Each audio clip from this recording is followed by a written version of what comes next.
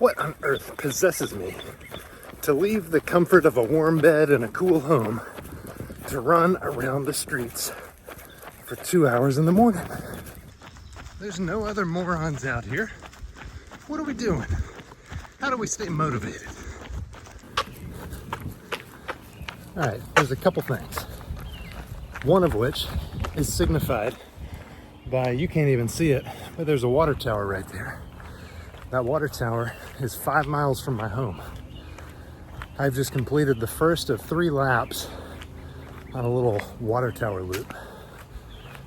You got to Gattaca yourself. Let me explain. Ethan Hunt, Uma Thurman, 1990s, when movies were great. Little thing called Gattaca comes around. What's Gattaca? Well, it's awesome. Check it out. But within it is a lesson on motivation.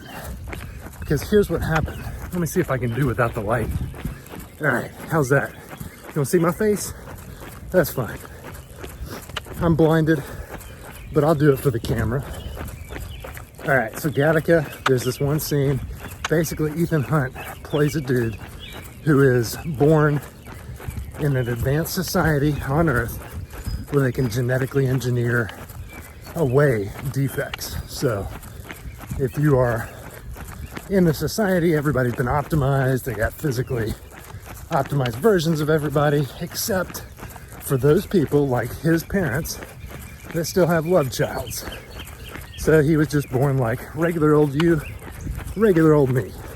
Fast forward, he's got a brother. Fact check me. Is it his brother? Because I haven't seen it in a while, even though I use it every run as an analogy in my head.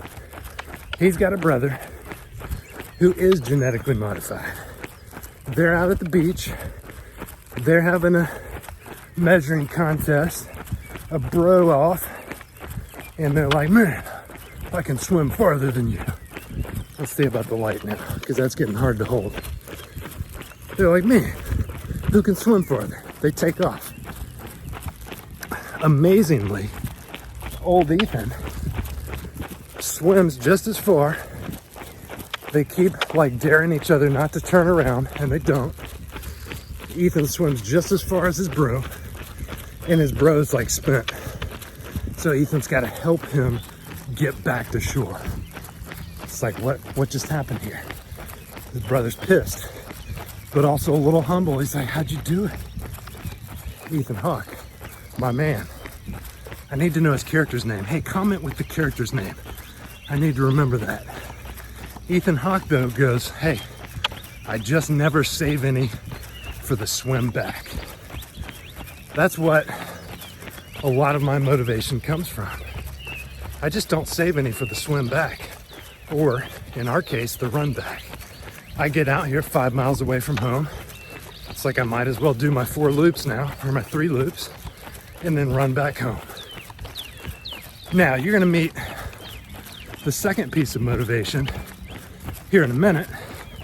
Something you guys are probably more familiar with. It's running with friends. So I do that every now and then too. My brother Bo is gonna be down here at the bottom of this hill, joining me for at least a couple laps, I think. Big help on the motivation. I'm not gonna stay in bed when I gotta meet Bo down here. But for every day, I'm usually solo. And therefore, I gotta Gattaca myself. Here's the thing, once you get used to Gattacaing yourself, it becomes fun. Lap 2, Bo has joined. What's up, Bo? Woo, not much. So I got done on the first lap explaining the old Gattaca effect for the first time to the channel. Has Gattaca had any influence on your running as a useful tool? It's I'm talking to you. a painful reminder. I thought you were talking to the community. No, we're walking here so I can get Bo to not have an excuse to say something and explain whether or not this is a motivating force for his runs. It can be motivating. As More of a guilt trip. Yeah, that's right. But guilt works great as a tool. All right, check it out, folks. This is another motivating force. trying to figure out what motivates me to wake up at the butt crack of dawn every day and do these stupid things. But look at that.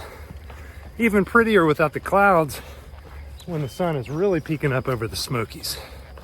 And now we're at the crest of the first of, by our count, 4 little hills. Some littler than others. Later. All right, I got a bonus one for you. Bo and I have split, but we're regrouping in a minute. So back there, I went straight, he went left. I'm gonna loop around and catch him. Try to keep my pace up. See who can get to the top or up this hill that we're about to go up the fastest before I catch him. So the bonus is mini challenges. Break up your long runs, especially into challenges. You know, I'm doing 3 loops around this huge hill section and then a long downhill, and I'm on the beginning of the 3rd one. So I like to break it up into chunks. If you're with a friend, you can do some stupid challenges like this. All about the head game, right? It's where most of us are gonna screw up in training, screw up on race day. I know I have. In some ways, race days can be harder than training. If you're out running like real long stuff, there's a lot of places to pull out. First time I tried a 100-mile run, I pulled out at 55 because there was a nice aid station, rest area, pickup spot. I knew I could bail. So there was no way to Gattaca that. Had I been Gattacaing my head like I did the following year when I completed that race, might have been different. Mindset. Hey, cemetery, how about that? We're closing in on him. I wonder how long he thinks it's gonna take to catch him. I'm gonna try to sneak up on him.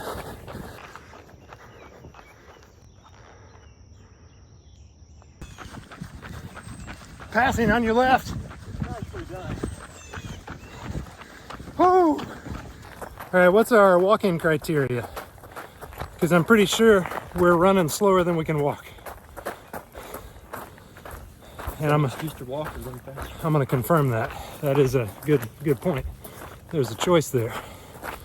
We're gonna choose to drag our butts up the hill walking like, but we can run fast down as previously discussed and make up for the time. And yes, you can Gattaca yourself in a run. You can also do it mid-run, which we've done with Bo, in providing another water tower ascent attempt. Once he gets there, he's got to get back. So, the old mid-game Gattaca. Yep. Brings a smile to my face. I thought of another motivating force, and it's a screw up because I brought half as much liquid as I needed. I brought 1 flask again of my Gatorade Endurance, and it has long since gone in and through my body. So there's a big motivation to bust my butt down this hill a mile, over the road, and down to the park. It's about 3 miles to the nearest water fountain, and I'm gonna be getting there as quickly as freaking possible. Let's go.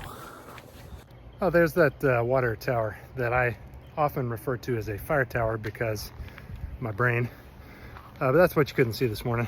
That's our goal. This is the fire tower loop, affectionately called the fire tower loop. One of my favorites. All right, how did lap 2 treat you? Not kindly. Says he with a smile on it. In summary, Gattaca yourself, run with friends, and pack half as much water as you need to.